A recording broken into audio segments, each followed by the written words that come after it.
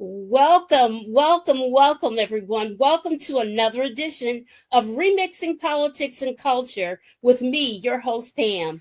I am a public relations and marketing professional who has a passion for social justice, voter advocacy, and culture. And tonight, I have an energetic, tenacious, fighter for democracy as my special guest. And I want to introduce you to her. I met her just a couple of days ago by phone and was so impressed with her. And her name is Dr. Kimberly Hardy. I'm going to bring her up stage right now. Dr. Kimberly Hardy was elected second vice chair of the North Carolina Democratic Party in 2023. She also serves as the second vice president for Democratic Women of North Carolina and was president of the Democratic Women of Cumberland County. Dr. Hardy is also a former candidate for the North Carolina House of Representatives for District 43. In addition to her work with the North Carolina Democratic Party, Dr. Hardy is a former school social worker who now serves as an associate professor at Fayetteville State University School of Social Work, where she teaches and focuses her research on the intersection of social work, public health, and religion, spirituality. Dr. Hardy earned her PhD and BSW degrees from Morgan State University, a very fine HBCU, and her MSW from the Ohio State University. Welcome to the show, Dr. Hardy. Thank you so much for having me. I'm excited to be here. I am so glad for you to be here as well. Listen, we're going to get right into it. So you, my friend, are going into a tough race, okay, against a 10-year incumbent who is, in effect, a Trump mouthpiece and a Jesse Helms 2.0 wannabe, right? Mm-hmm. Who, by the way, Jesse Helms served in the U.S. Senate for the state of North Carolina for 30 long years. Mm-hmm. Okay, so listen, now that we know for a fact that David Rouser studied at his feet because he worked for him in Congress as an aide or whatever. And so what is your platform to encourage North Carolinians in your District 7 to vote for you? So basically it centers on one particular phrase, which is "we deserve better." When I was trying to figure out, like, am I really going to do this or not? Because like you said, it's a big thing. It's not even just a big thing because he's an incumbent. When I ran for a state house a bunch of years ago, there was an incumbent there. He had been there for 6 terms or 12 years. And I beat him then. And it's not a brag. It's just to say that, I mean, every fight's going to be a fight, whether it's an incumbent, internally in a primary or whatever. But it's also a big deal because this is a congressional seat. And so congressional seats take a lot of money and they take a lot of time and stuff like that. So it's a big fight. So I was really sitting with myself like, are you really getting ready to run for Congress right now? And I said, yeah, because you know what? We deserve better than this. Yeah. And so I don't expect better from Donald Trump. I don't, but I do expect our congressmen and our congresswomen to do their actual job, which is to hold the executive branch in check and to stand up against things like, I don't know, tyranny and fascism. And so, he's those little things, and so he's just not doing it. And the people in the district have noticed that for a long time. And they have been waiting for someone to come and run like a really substantive race. And to be fair, we have had 2 really great candidates in the last 2 election cycles. But I think it's a confluence of things right now that people who maybe did vote for Trump, who are saying, I didn't vote for all of this. I think those folks are having misgivings. I think people who chose the couch instead of coming out to the polls, an increasingly big number every year nationally, unfortunately, are probably like, wow, I wonder if I'd have gotten off of the couch, if that would have made a difference. And then the folks who did vote against this are like, not enough of us came out to vote with me. And so I think all of those things are coming together at the same time that Trump and Elon Musk and all of these other sycophants that he's put into his cabinet have started to literally shred the foundation of our democracy. And so all of those things together are making people say, I think And so my platform, campaign's platform is listening, leading, uniting. That's thing that the Trump administration is doing. That's nothing that Rouser's ever done. He got elected in 2014. So he got seated in 2015. He hasn't done an in-district event with constituents since 2017. What?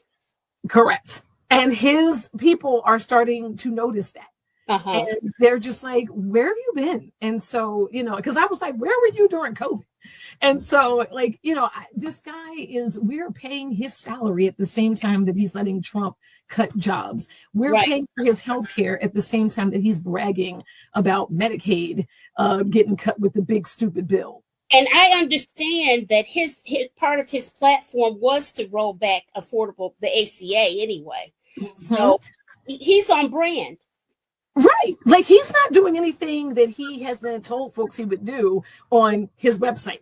But he doesn't tell us in person. He doesn't come and show up for the hard questions. He doesn't give us answers. And now that's the brand of the whole party now, because they're like, don't go do town halls. And those who actually deign to do them are getting yelled at and booed at by their own party. And then what do? They say, oh, those are just crazy leftist liberals and paid actors, because they can't let themselves believe that their own folks are so unhappy with them. But they'll believe it at the ballot box. Yeah. I listen, we cannot let them just, like Renee says, she says, thank you for running. We can't just let them walk in 2 seats. And that's essentially what we're doing when we act like, oh, it doesn't matter or whatever. We know that every vote counts, because what have we gone through in North Carolina?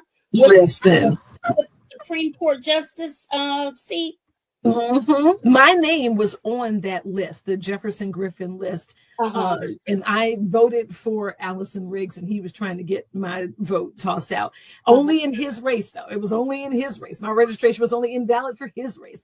But Allison Riggs' own parents were on that list. Like, it was ridiculous. And they are still trying to disenfranchise folks, which is why we're working on the front end this time to make sure that anybody who might have had like a legitimate issue, let's get that resolved on the front end, because we know they're going to try it again. We know they're going to try it again. So, but this is what you have to do when you know that what you stand for is not in alignment with what people actually need or want. You have to cheat. You have to lie to your base. And this is what you get as a result is people like him, 10 years of just going back and doing nothing that's helping. He's always saying and trying to put forward legislation to defund the U.S. Department of Education. I mean, I was a school social worker. I'm a professor now. Like, I have a kid who was in public school, was getting ready to go to college at a public university, and you can't say let's defund the Department of Education unless you don't care about other people's kids and you somehow have a plan for your own kids that doesn't involve public education. But this is not what people want. And so basically what we're doing is telling everyone what his record is, reminding them that he hasn't shown up, and giving them alternatives to vote for in November. One of the things that I failed to mention in my open was the fact that you are most definitely a social worker, and I am so social workers, because the thing about social workers is that you guys are empathetic, you are caring, you also know the social and emotional needs of people, that you are servant leaders. And so I feel that if you're going to be in public office, you have to be a servant leader. If you're not, I mean, why are you there? You're there for yourself. Yeah. You're there for the really great health care. You're there for the perks and benefits of being a congressman. Like, I don't need that. I am a tenured professor. I'm not running for Congress because I need a job. I'm running because someone else does. I work for the state of North Carolina. I'm not running because I need health care. I'm running because someone else does. And so, but he is there for himself.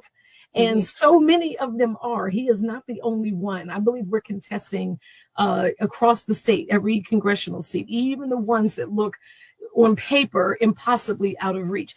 We're still giving those folks a good, strong fight, because everybody in North Carolina deserves someone who's actually going to be an advocate. I care about these folks. They're not constituents to me. They're my neighbors. These are the people my son goes to school with and their parents, my students in my class, my friends in the community. Like, I know these folks. I've lived with these people for over a decade. The whole time he's been in DC avoiding them, I've been right here standing beside them. And so now they need someone who is going to go up there and fight for them. And I have a history of that in my life, from my family and my upbringing to my own personal actions on a daily basis. So this is absolutely a part of what social work is. Most people, when they think of social work, think of two things: therapy, child welfare. And yes, we do all of that and then some. But our code of ethics requires us, in my favorite part of the code of ethics, 6.03 and 6.04, it requires us to engage in political activity. That we are supposed to go and fight for those whose lives are on the margins of society due to no fault of their own, because they look different, or they love different, or they pray different, or whatever, or they drew the short end of the economic stick. Like, that's not okay to just leave those folks out there. Meanwhile, on his website, he actually had a statement that said the only people who should be getting Medicaid are the invalids. Even the word invalid is inappropriate. Like, that's what I'm right? Yeah. Listen, Stephen Valentine is our county commissioner in Durham, North Carolina, and he is also a social worker and an attorney. And we need more social workers in political spaces. That's absolutely correct. I think we do get more ironed out if we had that, because of the lens in which social workers function in. The things would be a lot better, because I agree. Public service, public policy, and all of that. And you know what I need from you? Before I forget, I'm going to need for you to tell me or text me those points that you made about the advocacy for social work, because you just gave me an idea. Okay, can do. It's 6.03 and 6.04 in the NASW Code of Ethics. And it's a mandate that we have that says you have to be involved in political work. I mean, this is, first of all, for anybody who is watching this, every part of your life, every aspect of your life is impacted either by someone who's been elected to a position, whether you elected them or not, or someone appointed to a position by that elected person. Please stop saying, I don't get involved in politics. You don't have to be involved to be infected. Okay? Thank you. You don't have to. Teach. See, now y'all got me worked up. Do not think that your decision not to vote somehow absolves you from the impact of the policies by people who were put in place by those who did not absolve themselves. You have to participate every single thing you do. And so when I teach my policy class for my MSW students, they're like, they kind of look at the policy class as like a bump in the road. Like, I was doing clinical. Why do I have to take policy clinical?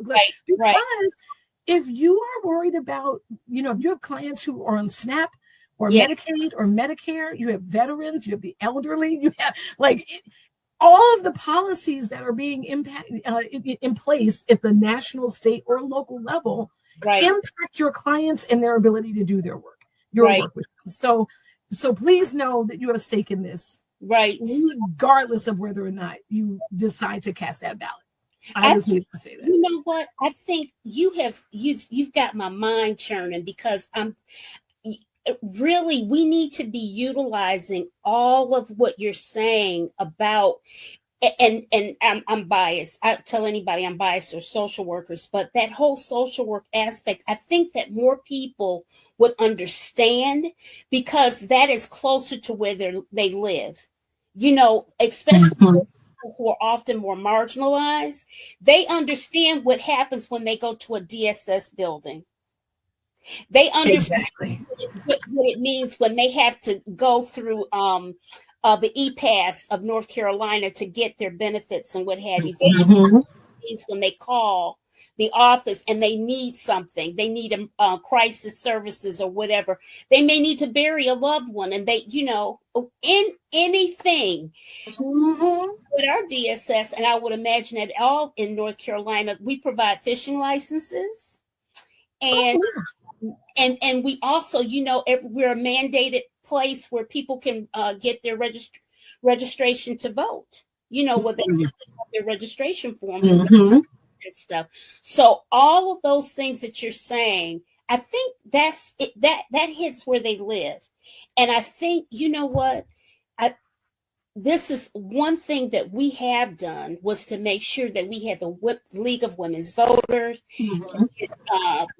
Yes, you can vote. Is it yes, you can? Yes, you can vote.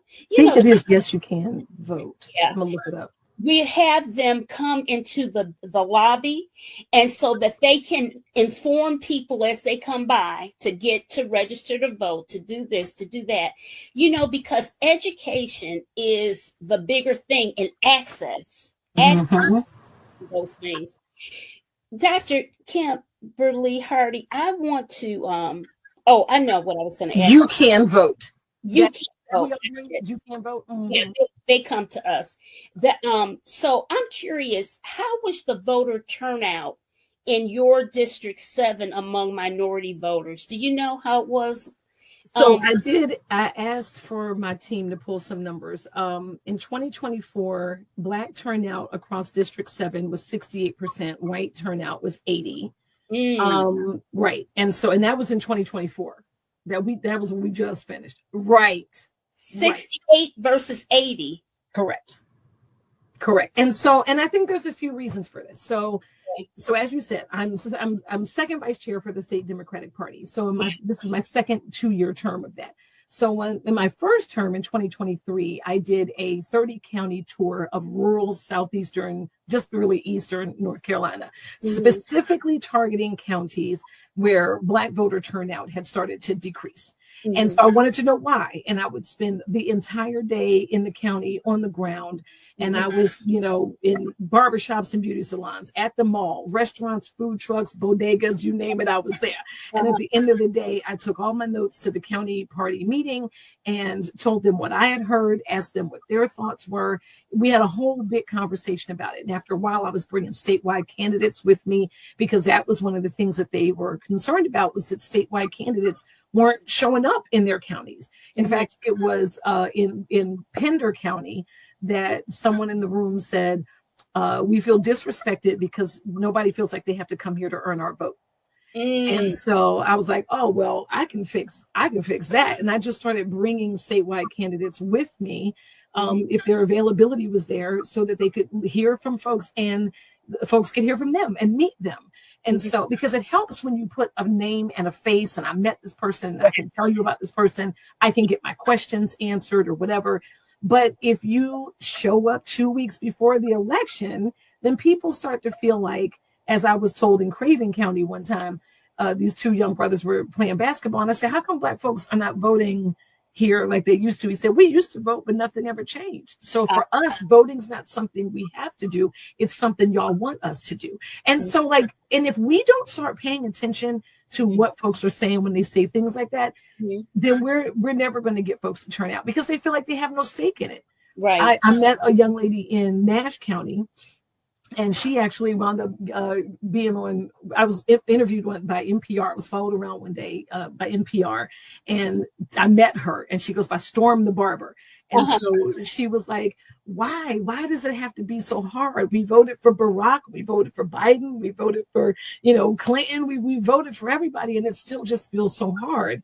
And she said, I have diabetes, and I have not filled my prescription in years because it costs $1,000 a month. She said, I'm not going to make that here. So I control my diabetes with food. So my grandfather was a diabetic, and so I'm very sensitive to that. So I said, okay, well, let me see what I can do about that, because I know that there's something out there. And so Tamara Keith, the journalist who was interviewing me, said, are you really going to be able to find something for her? I said, of course I am, Tamara. I'm a social worker. So of course I'll be able to find something. And sure enough, I went back a few days later without Tamara, and she was not expecting me. And we signed her up for the insulin affordability program that Lily agreed to do, because Biden had it enshrined in law for seniors. But he also asked the drug companies to voluntarily lower the cost of those meds. And so signed her up, and that was it. And so she instantly got excited, and it went from why is it so hard to how can I help? You see what I'm saying? We need to meet needs. Yes. Okay. This work is constituent services work. This is what social workers do. I know. You know what I'm saying? I'm not just out there because I wasn't, when I was doing this tour, there was nothing in it that said one day you might run for Congress. This was, I need to hear these folks' voices so we can see what those gaps are and those needs are, and then let's meet those needs. So I decided I'm going to go back to Nash County. So in town of Rocky Mount, there's a little community called Happy Hill. And so they have Happy Hill Day. Families come out, bring their grills. There's a DJ. Hill. Oh, what? Yeah, Happy Hill is great. Happy Hill. So I made these little postcards that said, hey, if you're coming to Happy Hill Day, come see me, because it's a predominantly Black community. So you know diabetes is probably overrepresented. And I put one on every single door in Happy Hill. And I said, if you're coming out, we're giving out free hot dogs and sodas, and we'll sign you up for the insulin affordability program. And I had a blast of people. Sodas at the diabetes thing. You said what? You gotta stop bringing the soda. I know, right? I should have been bringing water. That's what I should. I'm up there like, we're gonna help move that diabetes along, but then we're gonna sign you up for the insulin, child. But like that was a thing. Like that was a need I found out about, and then I helped meet that immediate need. And then I said, let's do that for the broader community. That is the responsibility of every one of us, but certainly the responsibility of an elected official. Jada Rouser doesn't know what his community needs. How could he? How could he? And so there is nobody better to go and advocate on behalf of the community as a whole, I think, than people whose whole job it is to be an advocate to the community as a whole. That's right. That's right. There's some things in the chat. Hold on a second. I'm trying, girl, you know what? This is the problem when you are doing, I do this all the time. I do 6 things at the same time. If you I think I can see this one. Hold on. 3.76 million voters, 30 and under, did not vote across Florida, South Carolina, North Carolina, Georgia, Alabama, Texas. We wonder why we lost finally now. Correct. And if we don't start making that an intentional focus as the party, as candidates, as community members and neighbors, we have to, this is something I started saying when I was doing the tour, is you have more power than you realize, and you have more power than you're using. And so when folks say, well, I voted last time, and I'm like, okay, yeah, but it's got to be right. Every election. You got to vote every time. You got to vote every time. It's the presidential one, too. That's the other big thing. We're right in the middle of, because we don't have off years in North Carolina. We have odd year elections, right? This is the odd year election.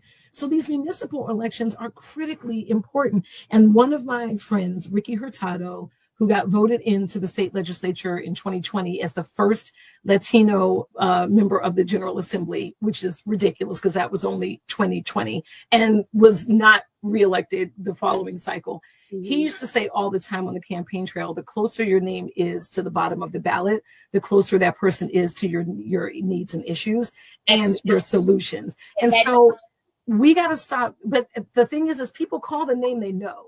Right. This is why people actually thought that Donald Trump could do something about the price of groceries. Right. Because they call the name that they know. The name is in their face all the time.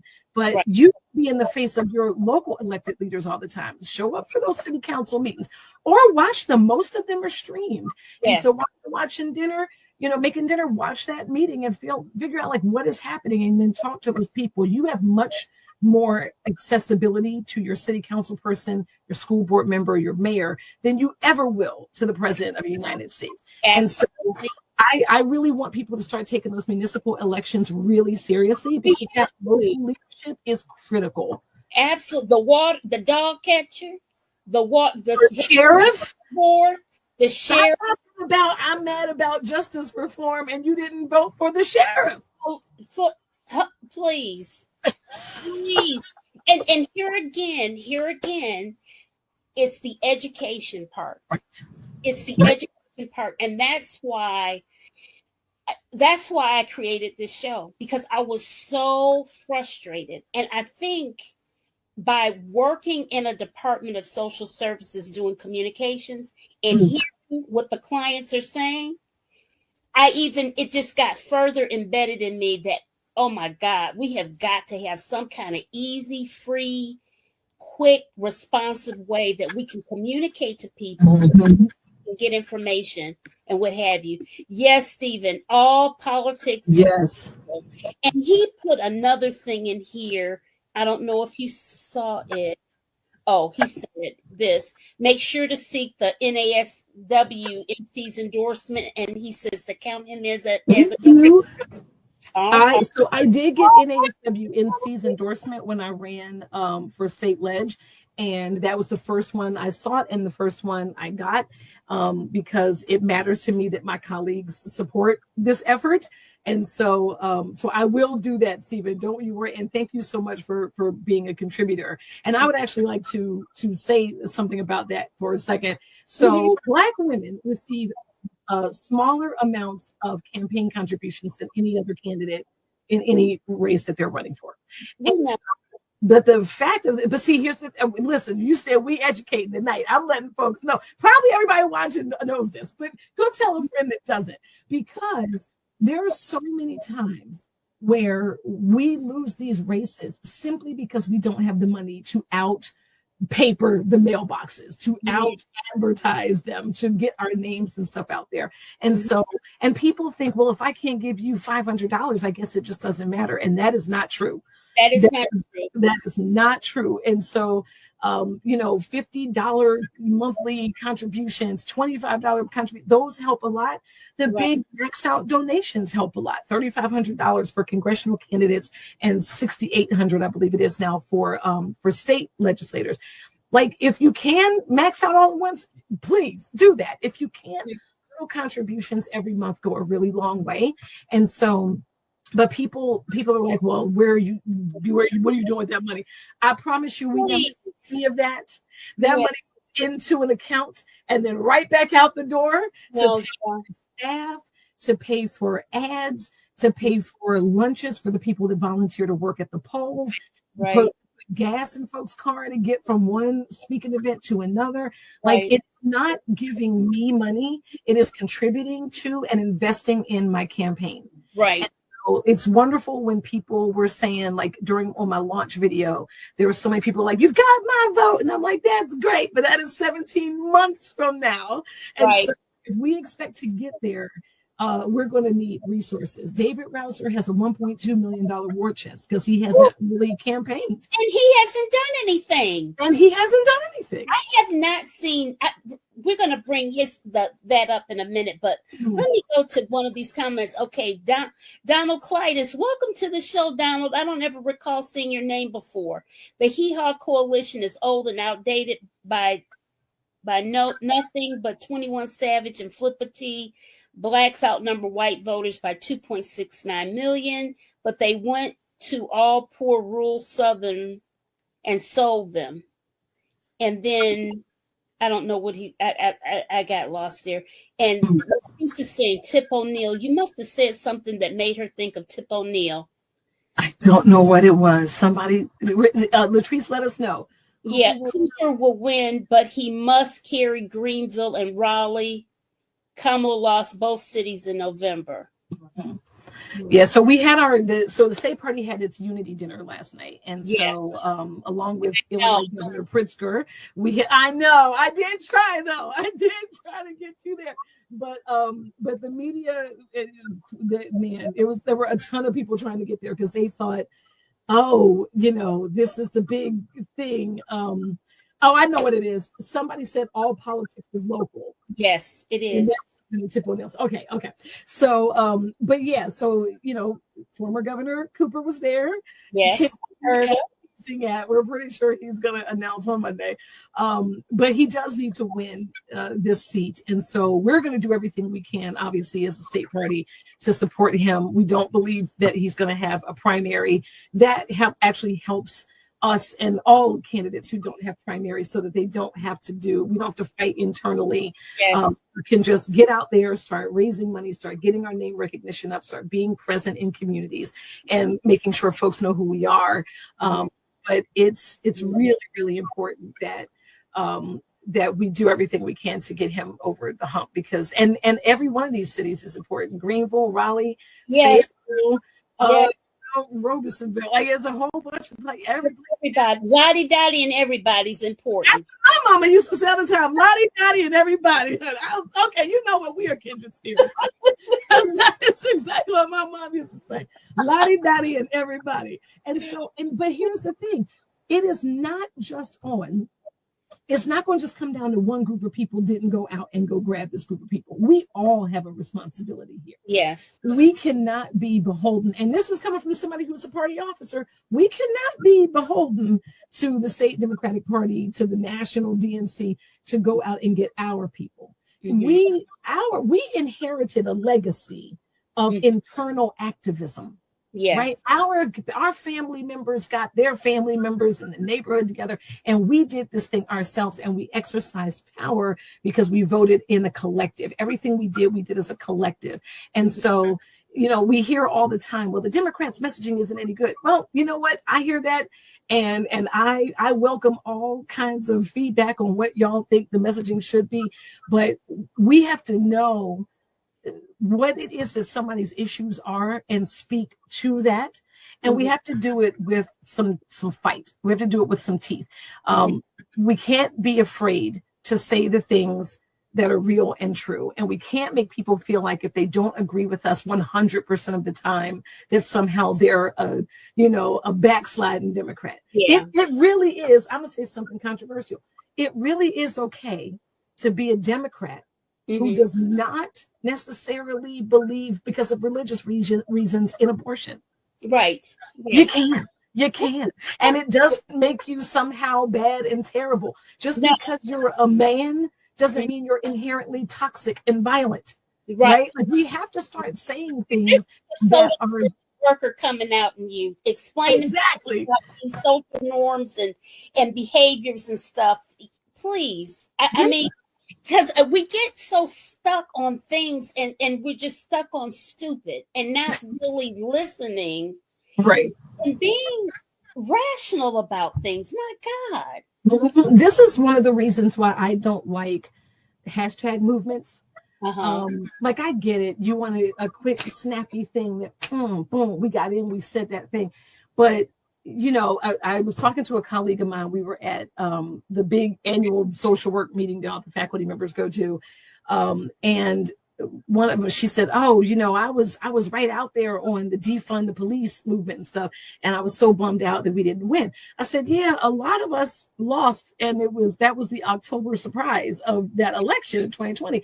And so she was like, what do you mean? I said, what y'all did not mean was shut down the police department. But that's the way it came out. And from a PR perspective, I was like, oh my God, that's not what you really mean. So that's not what you mean. You can't. It's awful. It really you can't take big, important, nuanced conversation and reduce it down to a hashtag and 140 characters. These are things that rational adults need to be able to sit down and talk through. It's not going to fit into a tweet. If it does, then it's not your if all your policy can fit in a tweet, you're not doing it right. You've lost the plot. And so you've lost the plot. And so for me, this is about saying, let's have actual honest conversations about how we got where we are on insert name of issue. And let's figure out how we can get to a place that we do as much good as we can for as many people as possible, with the complete understanding that we're never going to get 100% of the people to be happy, but we can make some people happier than they are right now. It is possible. And so for me, this is a no-brainer. Social workers are built for this work. I like to call myself a social work purist because all three of my degrees are in social work.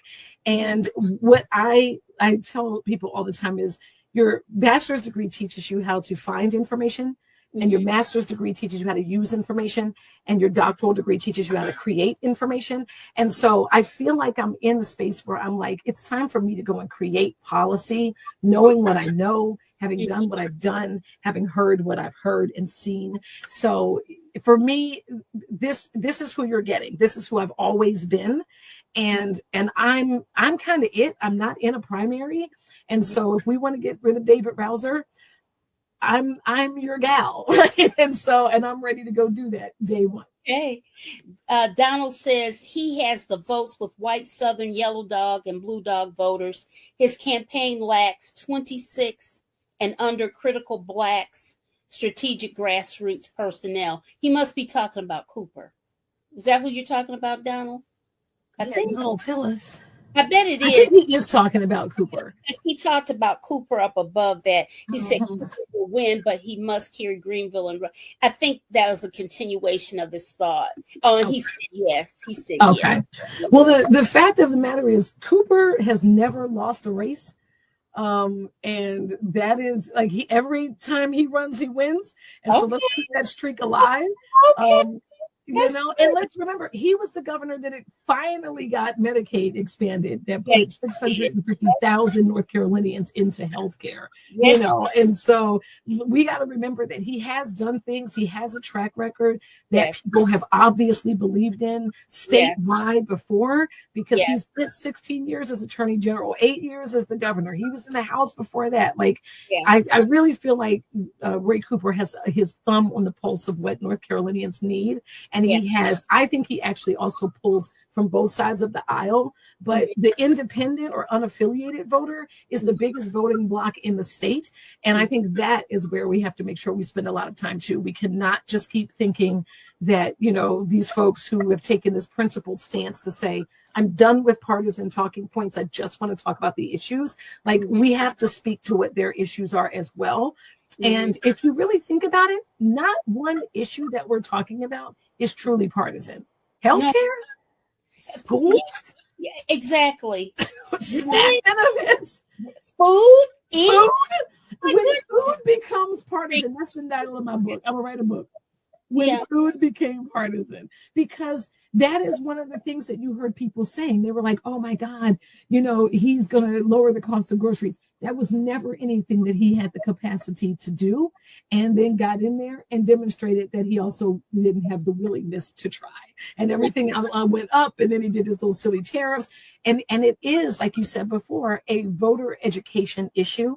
Because, and I don't like when we say, and I know you're not saying it this way. I'm certainly also not saying it this way, but I don't like when people write off that people should know.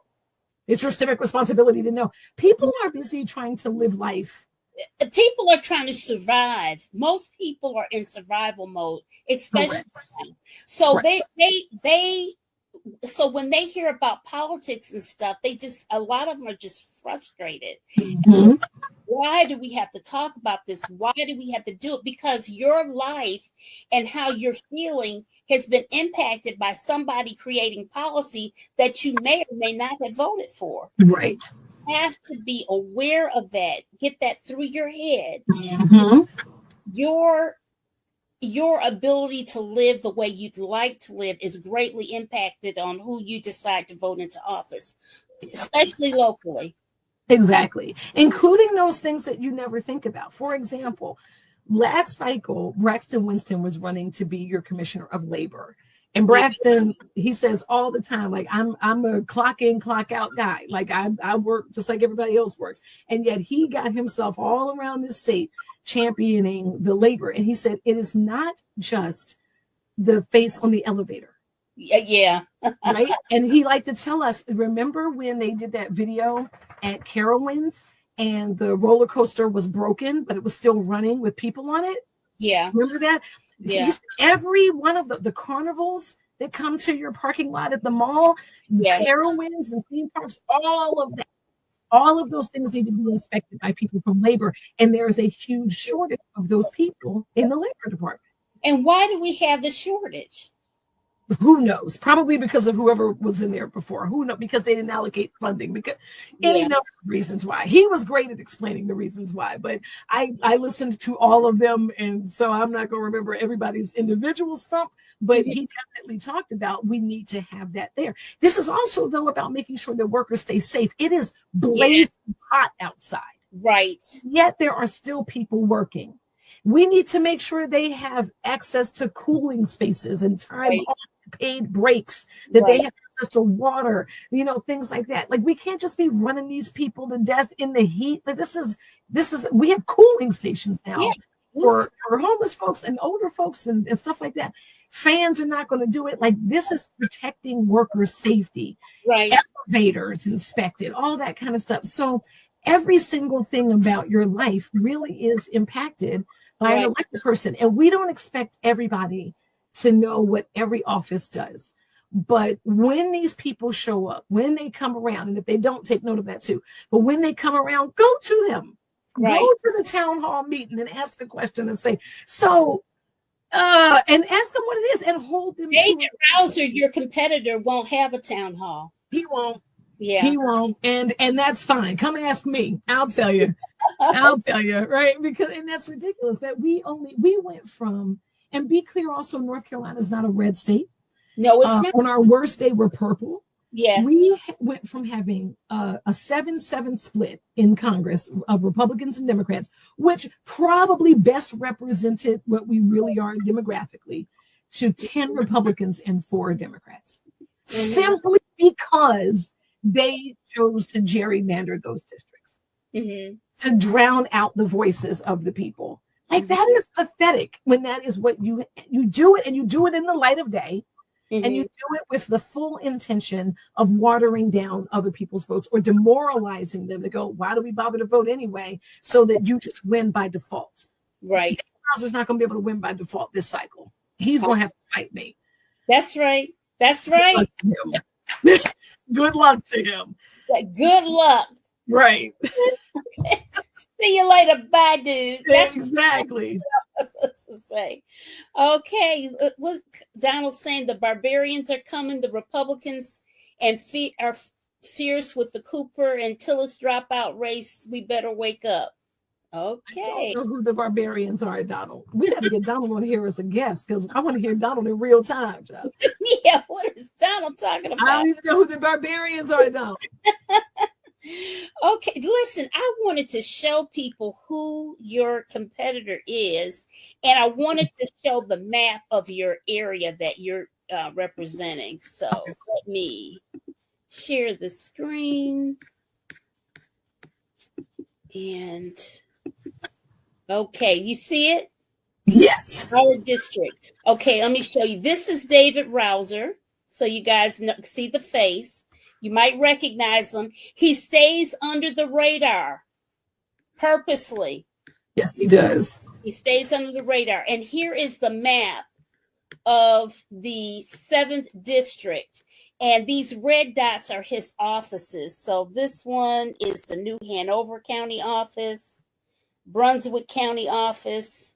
So he has 4 offices, Robeson County, and that's Cumberland County. It's the first time hearing of a Cumberland County office.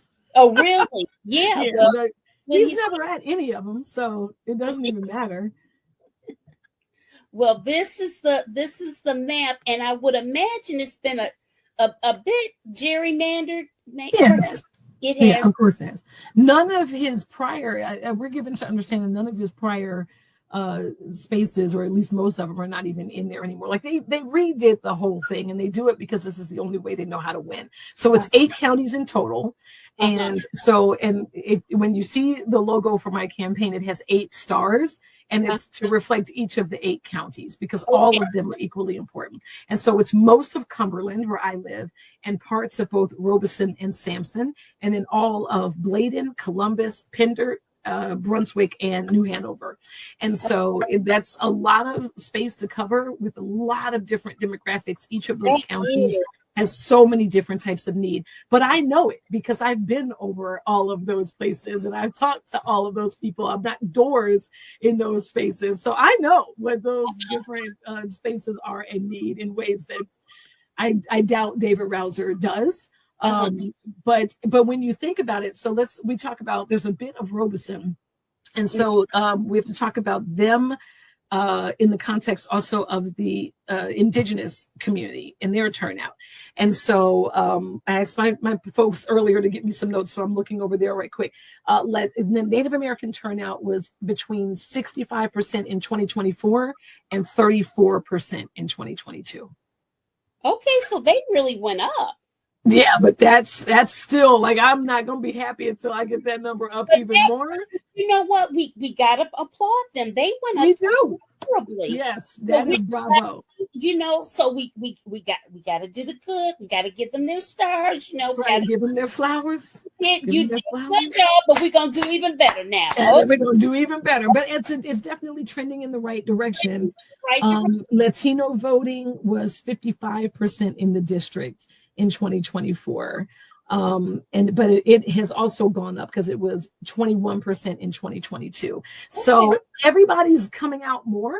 We need them to come out more this too, because one of the biggest challenges that happens for candidates writ large in midterm elections is that it's a midterm election. Yeah. People they kind of lose it, you know, they're like, what is this? What's going on? I thought we just voted for the president. And you're like, yeah, this is something totally different. And so we have two very, very big top of ticket seats for North Carolina this cycle. One is obviously the Senate seat with Cooper, but the other is Justice Anita Earls, keeping her on the Supreme Court. Yes. And so that is critical because critical. The courts are critical. If we haven't learned anything during these past 6 months, we know that the courts are everything. Exactly. The courts are, so for example, Toby Hempson, somebody's going to kill me because I'm messing his name up, but he was one of the appeals judges that was in the Riggs case that we were able to keep our registrations for that race. So it mattered that the courts were there. When the Supreme Court had a Democratic majority, or at least more Dems, they voted that, yes, the Leandro case needs to be settled now, and this money needs to go to these counties to give an equitable education to all of these children. And this is a 3-decade-old lawsuit, I believe it is now. And then as soon as they got the majority, they said, wait, we want to revisit that case. And they have not still done a new ruling. And so that money is still not dispersed to those counties. So the judges matter. And we think, oh, well, I'll never go to the Supreme Court. Well, I hope not.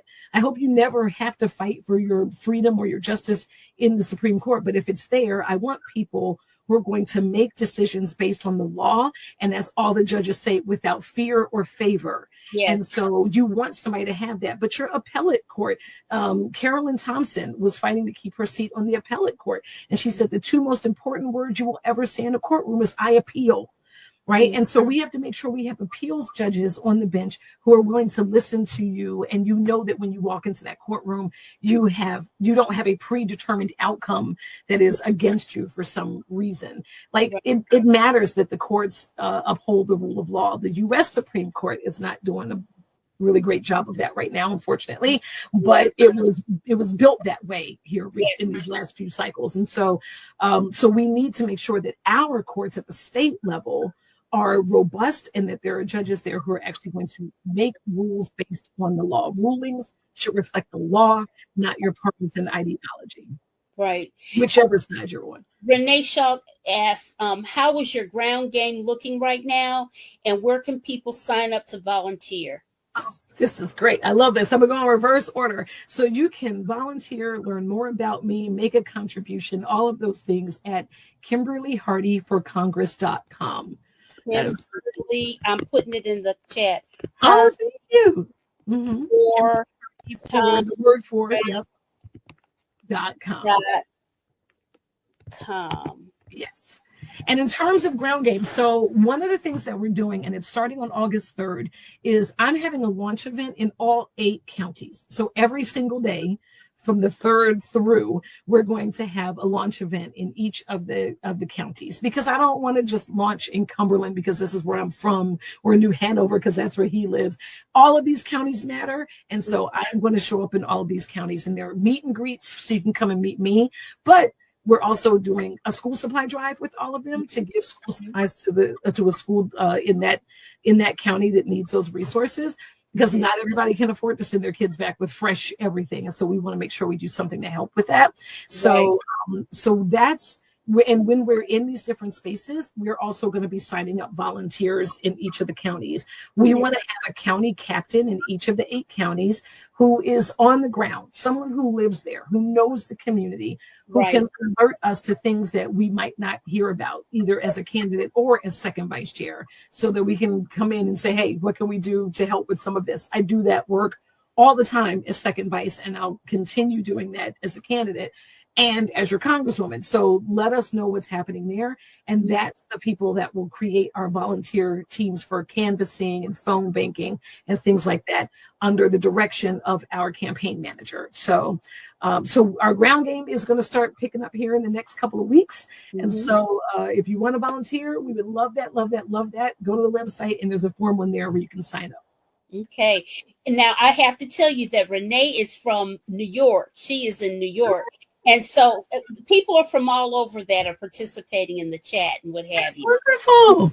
Yeah. But, and Renee and anyone who's from outside of the state or the district, there's still things you can do. Right. What kind of candidate would I be if I didn't say it? You can always make a contribution to the campaign. But we do phone banks. You can do those. If we're postcard writing, you can do those. Like there are still, you can elevate the items that we put on social media on your social media account. So there are ways that you can get involved in a campaign, no matter where it is and where you are. Right. I had contacted, he's my fraternity brother, and he is, he's in the House of Representatives in the state of Michigan, and he's running for Congress now in the state of Michigan. So I tried to reach out to him because he says he wants to come back on the show. I said, oh, this will be neat to have the two of you together. I've had him on the show before with Senator Natalie Murdoch. Yes. She's love her. Couldn't get it out. And they had a good conversation, and it was so neat for them to meet this way. And so they were going to end up at a conference together, you know, with the state legislators and stuff. So they met each other and stuff, because I think it's so important. You know what? Like I put on other pages to promote the show, it does not matter where you live. We have to think of this thing. Yes, we want our, you know, this is about North Carolina, and we want people from North Carolina to know, but we need to be knowledgeable about as much as possible, because you get ideas for other places. You can see things that are happening in certain places, and you can be alert to it happening maybe where you're living or whatever. Knowledge is power, period. It really is. And I mean, those relationships, like COVID, you know, I tell folks all the time, COVID, there was nothing good about it. But if we were able to cull something from that experience when we were running for office in 2020, is that a bunch of us who were running for office, especially for the General Assembly here in North Carolina, ended up on the same Zooms together. We would never have had those connections if we weren't doing it on Zoom, because we would have been running in our own districts, in our own silos across the state. And so now, even though so many of us did not win in 2020, we have maintained those relationships. We know each other from across the state now. And then when we're on, Zooms with folks from other states, like the battleground states and stuff, now we have colleagues in those spaces, and we have been able to stay connected to them. So, for example, Dr. Amy Steele is a very dear friend of mine. She ran for the state legislature twice, and the second time was in 2020.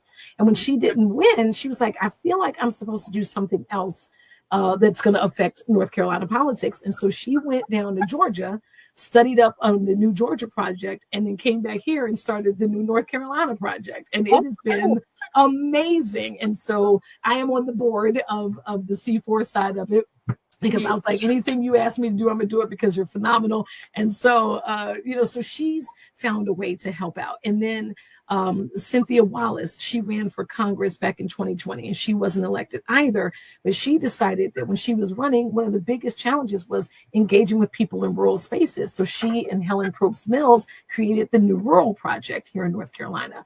And so and they've, collaborated with colleagues across the state and across the country because we all met in these various Zoom umbrellas during COVID. And that's not what we would have been had we not been forced to run a campaign on the internet.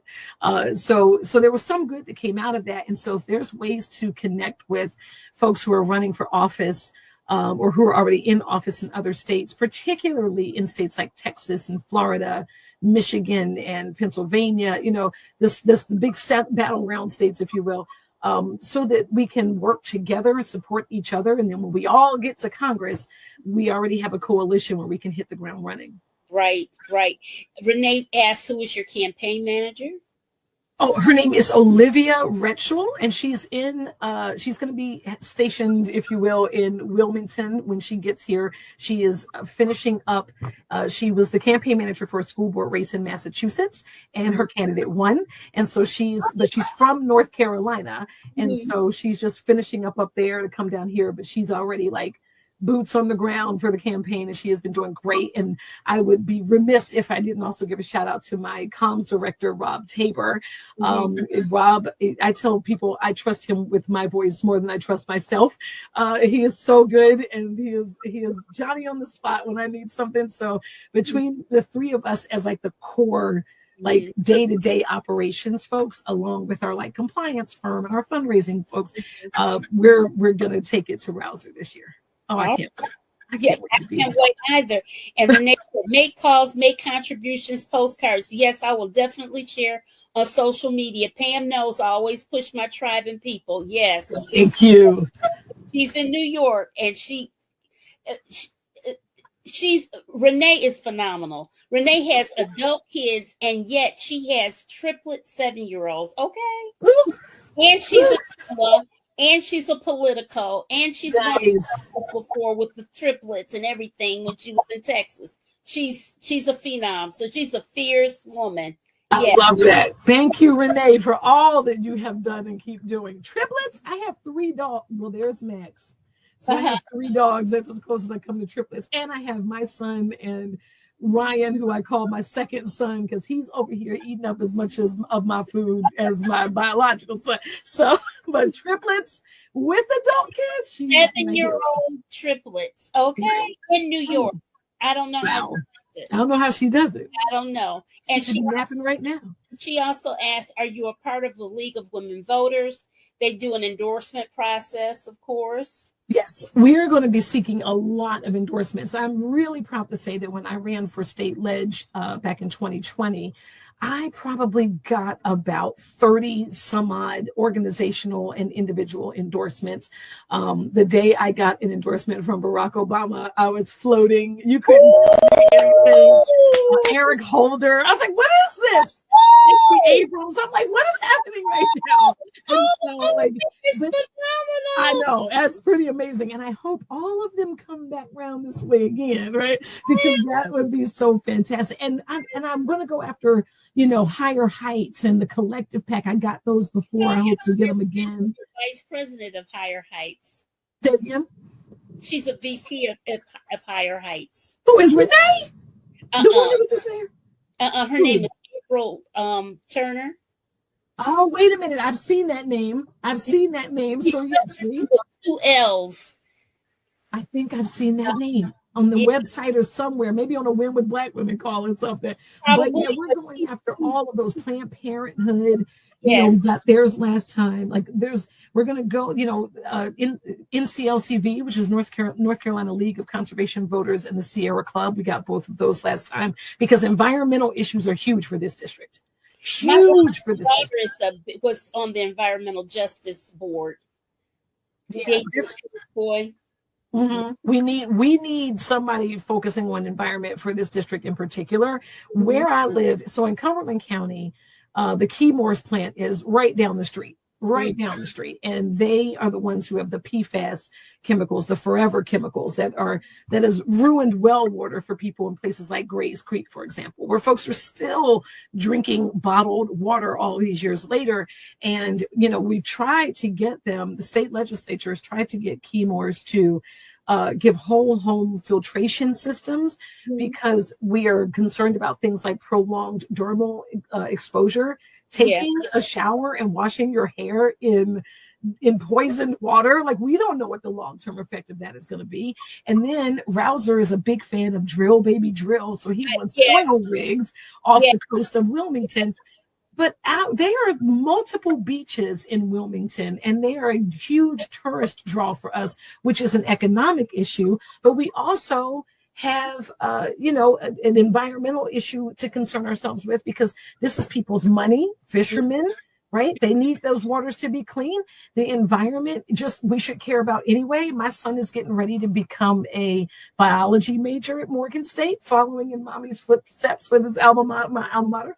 And he wants to do marine biology. And so it matters. There's this wonderful aquarium in Fort Fisher where you can go and see the work that they do around, turtle rescue and things like that. Like, it's amazing. There's so much that we have to consider around our environment. And when you've got somebody like Rouser in there that is not doing anything about that, is actually working against that, that's somebody, and you live in Wilmington, how could you not see the possible disaster of that? The lights, nobody is at home. Nobody is at home. At home, please. It's so ridiculous. I learned so much about environmental justice and what have you from my daughter, because she went to serve the Katrina victims after Katrina, and that changed the whole trajectory of her career. And she's a professor, and she teaches on Black towns and all the environmental hazards, and has been on the board of the head of the board of the Environmental Justice Board and what have you here in North Carolina, and a lot of things. So all of that stuff I didn't know about until she taught us. She taught our about all of those things, and it's just crazy. Right. I mean, environment is, Jeff Jackson, our Attorney General, we're having a fundraiser on August 23rd up in Raleigh, and he's agreed to be our guest speaker, and State Representative Renee Price is the host of it. It's going to be really, really nice. I'll make sure to give you the link to that, so you can share it out. Please, please, please, everybody come. It'll be wonderful. But he just got finished the other day being in Hillsborough, because there's this water pumping station that is, losing funding. It's not working. Because Chantel. Correct. Yeah. Correct. And so, and he was out there and he said, there's nothing woke about this pumping station. Yeah, exactly. It's in a place that floods, And so we have to be mindful of the fact that the environment means a whole lot of different things. Yes. You talk about like Black spaces. There's environmental hazards that are disproportionately impacting Black and brown and low income communities, because they'll put stuff like dumps there, or they'll put like there's all sorts of environmental injustices, like those big towers and things like that. Like, there's so much more to it, but he's not doing anything to attend to any of those issues that we're having here. And so, why do people want to vote for me? Because I'm better than that. Because I know what that means, and I think we deserve better, and we can have better. But I want everybody to hear this too. The things we don't have do not reflect a lack of anything other than will. We have the money. We have a rainy day fund. We have the capacity to do things. We have the capacity to do it all. But yet they would rather take stuff away from us and then give it to make it impossible to afford tax breaks for because somebody had said recently that we're focused on the wrong 1%, right? We need to be focused on the 1% of people in this country who are billionaires, who are getting all of this wealth. This is the largest transfer of wealth we have ever seen in this country. And that means the people at the middle and the bottom, and increasingly there is no middle, it's just all bottom, are funding the futures of the kids at the top. I'm just a regular person. I am Yeah. a regular person. There is nothing special about me. Mhm. I want to be a regular person fighting for regular people.